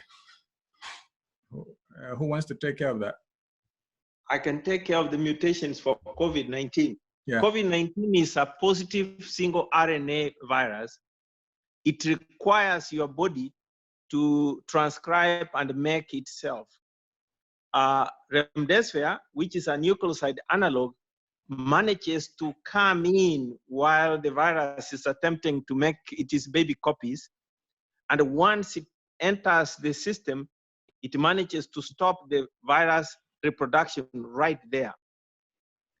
That reproductive hindering capacity of remdesivir is the reason why they are using it. However, viruses by nature tend to mutate. Right now, there are 3 strains of the virus COVID-19 that have been identified. There's A, B, and C. C is pretty much a baby of B because when you look at the areas where there is mutation, you can tell that the mutation from B resulted in C. There is a biochemical way you can know that the mutation C is a mutation from B. And A was the original one. Unfortunately, for most of us in America here, most of these researchers, and their work is not complete, find that much of the COVID-19 in America is more of the original from Wuhan. And that's why politically some people decided to call COVID-19 the Chinese virus or etc. I don't want to enter into that. But the virus really has its strains and it has shown some tendency towards mutating. Okay. So another quick question here, maybe two, but there are like two left here. Then we start winding down because we need to talk a little bit about the way forward. I want to see if we can end exactly at 11, and we've already been going for a while. And also, before I forget, Dr. Kamau, we'll create more opportunities because there are some things you talked about, diabetes and high blood pressure that perhaps maybe we need a different session on because some of that education is sorely needed. But going back to the questions, I'd taken a shingles shot. The latest part was in February. I was supposed to take a final shot in April, but when I called to schedule the final shot, I was told to wait until August because that may give me more chance of to get infected with corona. Can you tell me whether the pharmacist was right? So that is one question. Number two, following up on the analog, antiviral. In relation to HIV patients, will they have an advantage in some way since they are already on such medications? I will start with the HIV one. Okay. The HIV people have. Dr. Kamau, can you come a little bit to the? Yeah, that's better. Yeah. Oh, thank you.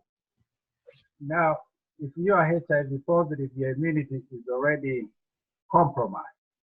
So compromised is your immunity that anything small that comes like COVID-19 will probably take you down real quick. So, like we said earlier, the antiretrovirals that work on HIV have not been proven to work on COVID. There are trials going on right now. Like ritonavir is an anti-HIV medicine that is being experimented on right now. So those trials are going on right now, but they have not proven effective as yet. So we really don't know. But because HIV patients' immunity is already compromised, and more or otherwise tend to affect them negatively and fairly quickly. So I don't think that will confer your immunity at all. Okay. Now, the other question was concerning varicella zoster. Like we said, these viruses are different. Okay. Varicella zoster is completely different. Thank God we have a vaccine for it. The delay by 2 months or even 3 months will not affect the effectiveness of the varicella zoster. Okay. It will still be effective even when you take it in August. They will not force you to start the series again. And especially if you took the series when you are young, you should be fine. Okay. So that should not cause anything. But it will not protect you from any other virus. Because like we said, these viruses are different viruses causing different diseases. All right. So I'll ask one more question here, then we'll do a quick closing comments from the panelists. There's somebody asking, shed some light on BCG vaccine and COVID-19. So that's one question. Maybe they can be addressed together.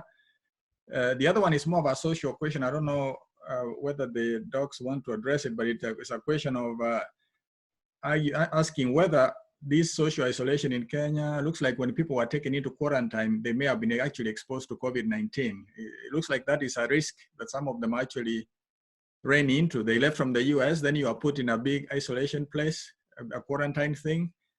Is that exposing people more to the disease or not? Yeah, Dr. Kumenda, you can go for it, and then Kamau, you can talk about it because we're going to go around fairly quickly anyway to close. Dr. Kumenda. I wanted to say that in terms of BCG and COVID-19, BCG was a vaccination which we used to be given so that you can develop some antibodies to tuberculosis. But currently, it's not being done. Okay. I cannot overemphasize or stress what Dr. Kamau has been saying, that when you have one particular antibodies to one line of a bacteria, it does not confer any advantage to another line of bacteria or viruses.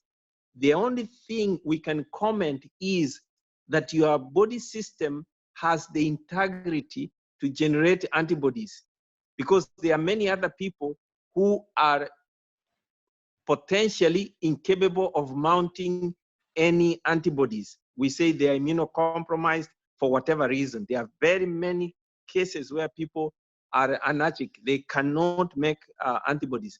So when you are able to make antibodies, the only conclusion I can draw is that your body is intact. Therefore, if you are exposed to COVID-19, hopefully the same intact body will be able to mount a defense against COVID-19. I can't predict how your body will mount that defense to COVID-19. Okay. Now, in terms of the people who were rounded up and put in quarantine places, I have to say, I am so sorry for them, because a policy error made them stay together and may have inadvertently exposed them. I say may because I have no evidence.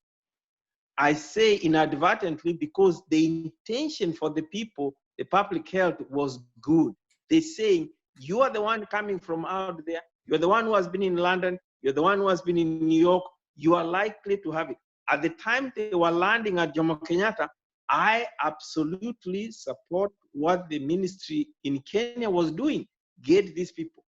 What I don't support from there is how they did it. There could have been better ways to have those people quarantined in places where they would keep social distancing, because you cannot tell them you are going to quarantine, and while in the process of taking them to quarantine, you violate the social distancing rules, you don't give them sanitizers to use, and worst of all, you don't give them food. The stories I saw were a little bit way out of this world. Yeah. And I'm really so sorry. So their cases may not be classical cases where doctors want even to make comments. Thank you. And so we're coming to the end. Let's start our round of conclusions here. So I'll go about the panel. So if there's anything that I did not give you a chance to say, that's the time to say it. But I'd like to start by thanking you for giving us a lot of useful information, a wealth of information we did not have. As we conclude, there's a question that came here. I think, Doc, somebody is thinking about your welfare. So this question, you can actually respond to it as you do your closing comments.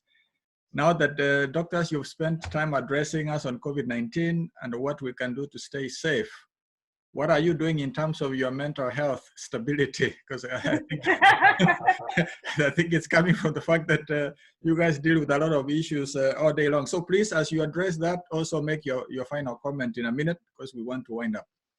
So, Dr. Kumenda, since you spoke, let's go to Dr. Kamau, and you can do it with Chen and then Pam, and then come back to Dr. Kumenda. Yeah, thank you so much.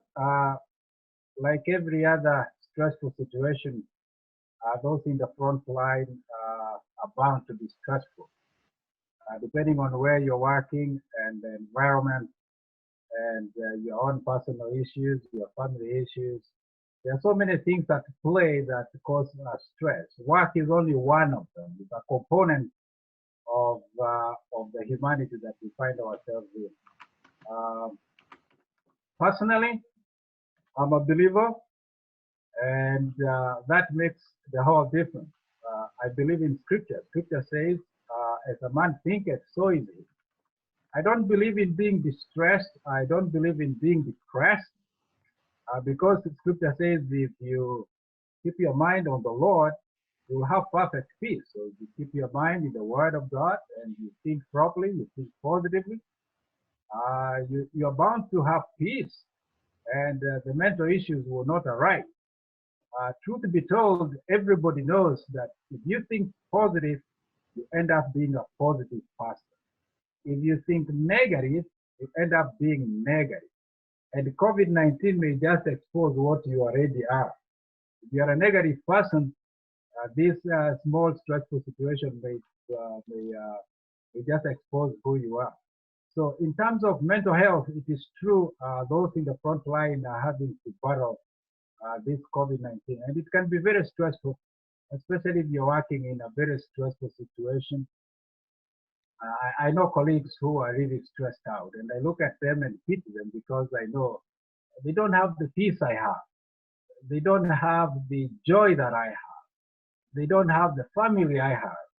And they don't have the resources I have. And therefore they are stressed out.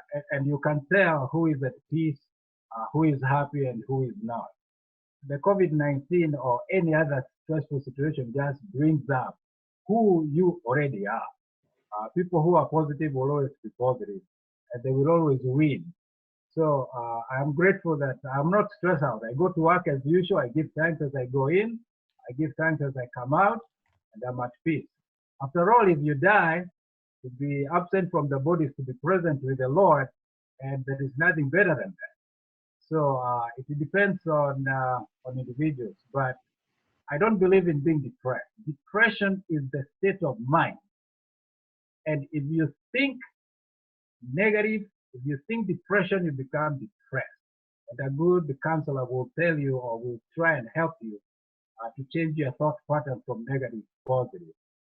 And anybody out there in the diaspora who is depressed, talk to some of us because we might be able to help you and maybe join us in this war against COVID in a positive way so that we all win at the end of the day. Because we don't want COVID-19 to come and then leave you with post-traumatic stress disorder or any other depressive symptoms or depression or whatever else. So I'm grateful that personally, I'm all right. I'm doing very well, and I will do well till the Lord Jesus comes. Now, regarding this forum, I'm very grateful that Professor Kefa, you put it together, and we hope we can do a few more in the days to come. Find areas that we can get help from other professionals, from advice from other people. I know many of our listeners have not had time to chat in and put in and talk, but maybe in the future they would have that opportunity to really express themselves and be able to be part of the conversation. But I'm very grateful. Thank you so much, and God bless. All right. Jane, go ahead. Yeah, I think I thank the Lord for everything, and I believe in surrender, bring everything to the Lord. And if I look at my life as a person, I don't think there is anything I control that which I cannot control, and I don't try to control it. So surrendering to the Lord and believing that the Lord is my protector and the Lord is our protector, I think that is one of the things that gives me strength, even when I go to take care of my patients. Because they are being, if I can protect myself to the best of my knowledge, then the Lord takes over from where I have left. So I believe in the morning, reading a scripture and praying to the Lord, asking the Lord to guide me for the day, because I know that is the only way I can continue talking to Him within the course of the day when I have an opportunity. So just like when we are all traveling back home, we are up there in the sky, we have no control of that plane. We are believing the pilot is doing what he has been trained to do, and we always believe that the Lord is going to take us safely back home and to and fro coming back this way. Same thing, surrender to the Lord and have the peace of the Lord. And remember, COVID-19 is here, it has come. It's just like any other diseases is there. Some people have gone because of COVID-19. Another one has gone because of something else. So let's not have COVID-19 bring a lot of pressure on us. Those who have probably high blood pressure start to shoot so high. Let's remember that the Lord is still on the throne. And regardless of whether COVID-19 is to stay for 2 or 3 months, we know that's where our hope is. Our hope is on the Lord, and it's not on the things of this world. So the important thing is to be prepared for whatever comes. We know we have the Savior who is there to be on our side at all times.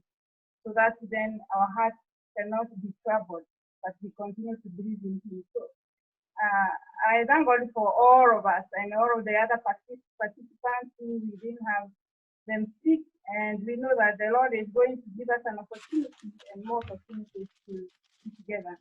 Thank you all for everything, and thank you, Professor Kefa, for this opportunity.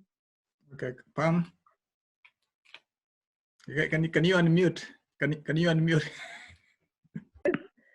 see, I always forget. That's okay. Thank you everybody for listening. I'm discovering this Zoom. I discovered a few things just later. Thank you, the panelists, for the great job you've done. Dr. Kumenda, I saw you, I don't know, long time ago. Thank you so much.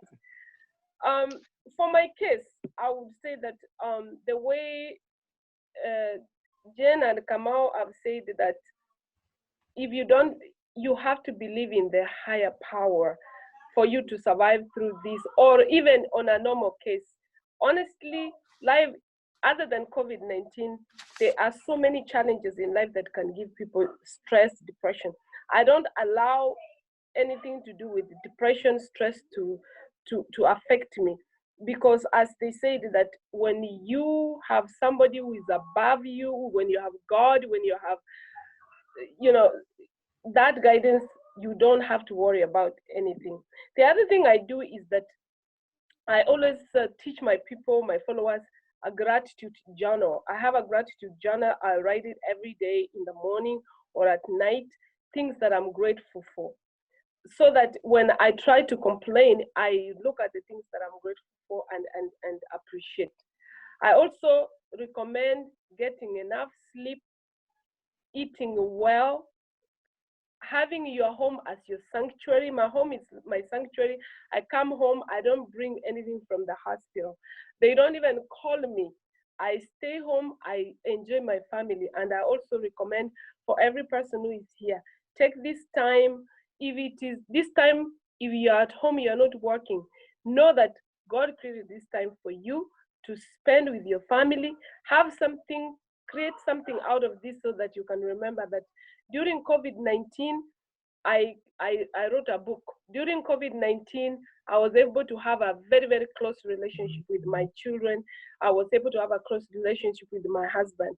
So I think that use this time to create a different positive memory for you and for your family.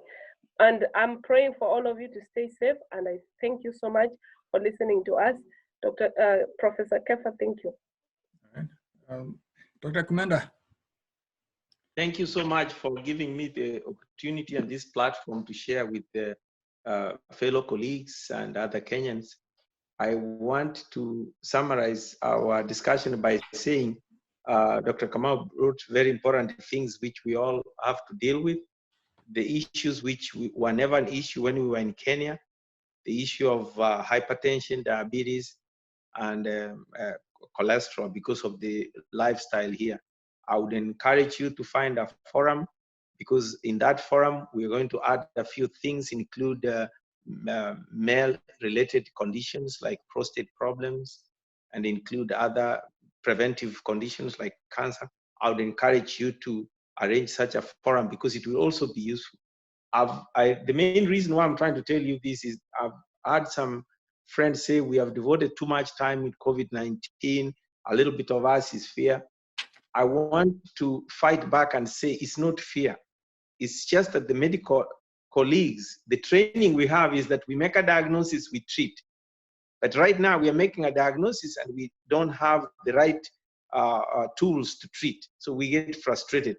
And then when doctors are frustrated, the frustration becomes even personal. That's why you're seeing a little bit more of the medical dysfunction here. So I share the sentiments of the Kamaus that you have to find time to read your Bible, get yourself a good circle of friends who share with you. And when I leave work, I have friends who are not medical. So I really don't want to always be with medical friends. So I have many friends who are not doctors. We talk a lot more things. We talk about Safaricom, we talk about children, we talk about high school, we talk about so many things. So you don't really have to saturate yourself about COVID-19 and all the things which are there. Then the final thing is what Pam said, find time to relax, eat well, exercise when you can.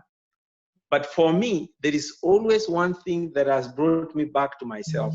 Beyond thanking God for the gifts, the blessings that he has given us, when you are so comfortable, I'm always remembering the words of Luke 12:20. That man who was so comfortable that he said, I'm going to do everything, burn the granaries and be comfortable. And lo and behold, the Lord said, tonight your soul is recalled. So I try to say, let me not be so comfortable, because lest the Lord say, tonight your soul is recalled. So I try to say, I pray that give me more time, more challenges. So when I do it, there is a reward that you get. And that is one reason why I'm saying, if you ever call on me to attend such a discussion or to educate, or with Dr. Kamau, especially I like that issue of teaching our people about the new diseases which we found here, which we didn't have in Kenya, and which we don't have the resources to do a research so that we can say 50% of the Kenyans in the diaspora have hypertension, 40% have diabetes, 10% we don't have. But like Dr. Kamau said, we can educate them so that we can prevent, because prevention is better than a cure. So thank you so much, all of you, and those of you who listen to us. And where there may have been a little bit of technical glitches, we hope you can forgive us. Thank you. Yeah, thank you, Dr. Kumenda. I think I want to, as we conclude, I echo one or two things very quickly. Dr. Kamau, as you said, this forum is actually full of professionals in many other areas. And it is the case that we're planning to organize a few more so that they can also be the ones teaching us, because we also want to take advantage of other people's expertise. Dr. Kumenda, in the room, we have Dr. Imelda Ongeri. She just got, I think, a grant of like $5 million to do diabetes work. So there's more work coming. Congratulations, Dr. Ongeri. And when we do that hypertension and diabetes forum, maybe she can actually participate as well. And I want to apologize if we did not have time for the rest of you to speak, but remember, this is the first of many that are coming. The other thing I wanted to mention briefly is that because of the mental health issue, like myself, what I've been trying to do is to look for the opportunities in COVID-19. There are many opportunities. Crisis has come to move some things out of the way and to create other things. For example, our burial culture would have taken 100 years to change, but it has been changed overnight. So like Pam was saying, look for opportunities to write books, you know, and since a lot of you that are here, I'm always challenging people. The reason Africa is where it is because every generation begins from zero. And the reason it begins from zero is because we don't write anything. All of you accomplished people, if you're not careful, people will basically summarize your life when you are dead. Oh, he was born in 1950, he got married in 1960, blah, blah, blah. And you are very accomplished people. You please write something that you can pass on to the next generation. Some of the stuff will be private, but some of this stuff needs to be public. You know, Dr. Kumenda, all that the kids want to know is, how do I become Dr. Kumenda? Which is actually something when I talk to kids in Kenyan schools, that's actually what they ask more. They don't ask me for money. They ask me, how did you become you? So let's challenge each other to write our stories. It can even be 50 pages, that is okay. So when you're thinking about opportunities in COVID-19, think of 3 words. You have 3 cycles. The first one is the cycle of control, the things that you control, which is actually what Dr. Kamau was talking about. That is where your power is. The next one is the cycle of influence, which is all of you here. I can say that you are kind of in my cycle of influence. If I don't know something, I can talk to Dr. Kamau. But there's cycle number 3, which is where most of us spend our time, which is cycle of concern. So we are all worried about COVID-19, cancer, and all these other diseases. But quite frankly, a lot of the things you are concerned about, you don't really have power to change. Your power is in the cycle of control and in the cycle of influence. If you cannot do it, somebody in your cycle of influence can help you to do it. If you focus on those 2, you should be okay. And then I also want to echo what the other speakers have said. Personally, I also like the Lord a lot, and there's a scripture I've been using a lot to remind myself to stay calm. 2 Timothy 1:7. For God has not given us the spirit of fear, but of power and of love and a sound mind. Social distancing is in the area of sound mind, yeah? For example, so you don't get to ignore basic science like social distancing because you want God to protect you. That is putting God to a foolish test, you know? So there are things you should be able to do. So at least 2 Timothy 1:7, God has not given us a spirit of fear, so you have no business fearing, but you can be concerned without fearing. You can actually respond in faith. But he has given us a spirit of power, so we have power to do some things, a spirit of love, he loves us, and a spirit of a sound mind. I wanted to thank Kefa, Kenya Scholars and Studies Association, for making the equipment available. Zoom normally cuts out in 30 minutes, so this is a Kefa conference, Kenya Studies Association facility. Cherono, the president, I see you, madam. Yes. I'm going to have you at least say hi in a second. And okay. I wanted to thank everyone here in the audience. All of you, please stay safe. Before I bring up Cherono, there were questions that were raised here that we may not even actually have time to answer today. What is the next way forward? How do we use this information? People like Mutisha, you were raising those questions on the side chat. Those are questions that actually I think people like Kefa and a number of other people would have to sit down and kind of think through. But we'll also invite you in the COVID-19 forum to actually contribute ideas on how do we go forward, other than the other panelists that we're going to be bringing on. Alex Inyawa from Boston, what did you want to say in a minute? Because we actually didn't. Yeah, let me just have a minute. Alex Inyaga from Boston. Actually, we are in a hotspot, 62,000, 5,000 in my area. I know 5 Kenyans who are. Anyway, I was going to suggest, why don't we create a website that can unite the whole of United States? We can see each and every region, see what's happening in, and it can include in health, technology, business, and immigration. Immigration and immigration. Okay. And another thing that I was going to bring out is that why don't this panel bring up one time we meet in DC with all Kenyans, and then we can call the Homeland Security Secretary can address her, or somebody from the American that will see how the Indians did. Modi came here and they brought all the Indians together and they brought in Trump. We could do like that next year. We bring one so that they can recognize, we see we are in different business, we are in health, we are everywhere. I think that could do better. If we can mobilize through Q2 or any other groups, that would be great. That was my suggestion.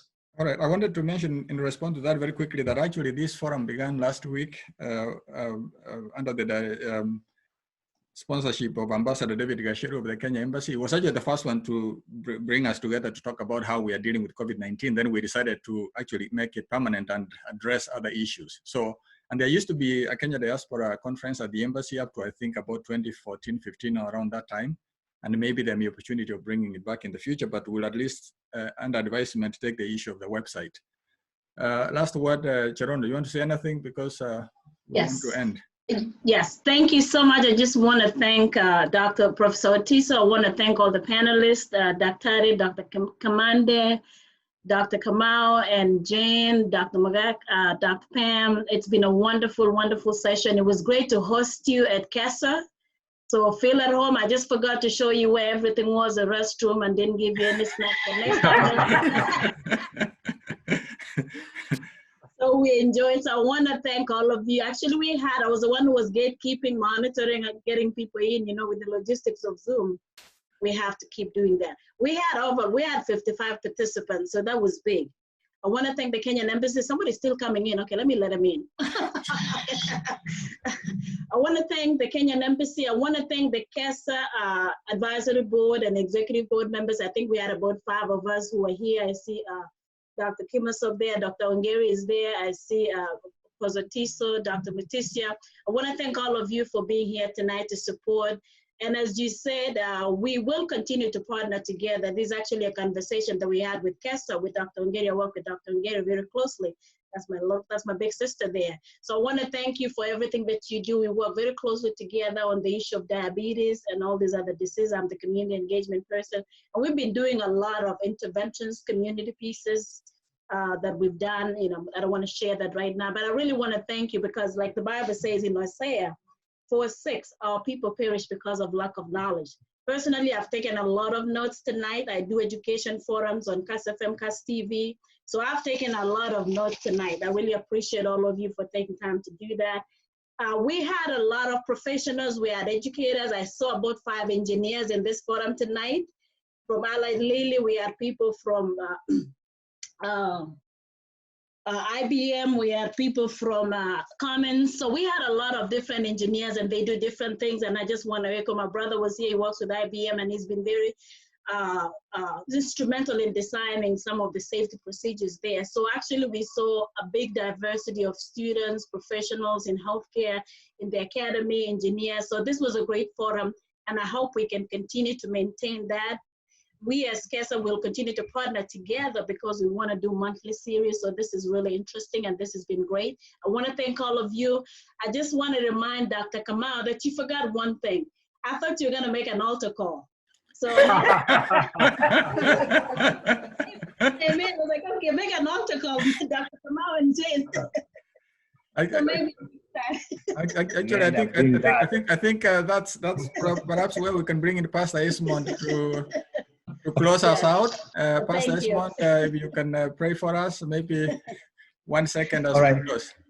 Yeah, for sure. Thank you, everyone, and thank you for all the great information and all of us coming together. It's amazing that we're able to get together from different parts of this nation to inspire one another, but also to know that we are together, we stand together. I mean, I raised the question of mental health because it's one area that I've, as a pastor, I've, dealt with, especially having, professionals in our church that are in healthcare, and every single time they call. And one of the things that we have learned, as everybody has shared, is that we have to lean on the Lord. So even as we pray tonight, let's all believe that above all, we have to submit ourselves to the Lord. So let's get our thoughts together in prayer as we wind up. Let's pray together. God, we thank you for the opportunity that you have given us this night to call in and to listen to the great wisdom that you have given to those among us that you are privileged to be in the forefront, but also for many people that are really working hard to ensure that we stay safe and healthy and also connected as we learn about the current situation that we are in. Our prayer is that, Lord, you may order the steps that we have, and all those that are fighting the forefront to find a cure, to find a vaccine, that you may give them the wisdom. Thank you for the conveners of this meeting tonight, Dr. Otiso and everybody that's involved. We pray that you continue to be with them and give them the wisdom to bring us together. I pray for everyone on the line tonight that you remain safe with our families, but not only for those that are logged in, but even many more people that we represent in our different constituencies. As even we retire tonight, we surrender our lives to you. We pray that, Lord, we are nothing without you. But tonight we are confident that as long as we submit our lives to you, we are safe and we will be healthy. We commit everything to you, and as we plan to meet again, may you be with us. For in Jesus' name we pray. Amen. Amen. Thank you, everybody. Good night. Thank you. God Stay bless. safe. Have a good night. We'll see you again. And please keep sending the ideas in terms of what you want to see in terms of future discussions. Thank you so much.